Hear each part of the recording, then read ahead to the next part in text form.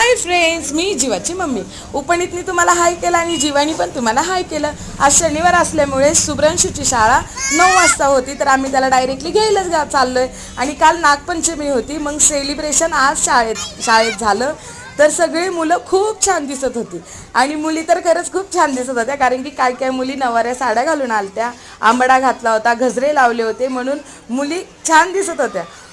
आणि शाहूने आम्हाला बघितलं, तो पळत आला त्याच्या भावाला उचलून घ्यायला. तर त्याला खूप बरं वाटलं नाही का, की आला म्हणून, जीवा मला घ्यायला म्हणून त्याने असं उचलून घेतलं, हक केलं त्याला आणि त्याला खाली ठेवलं जीवाला. आणि मग उपणीतला भेटला त्याला पण हक केलं त्यांनी. तर आणि आजचं वातावरण छान होतं.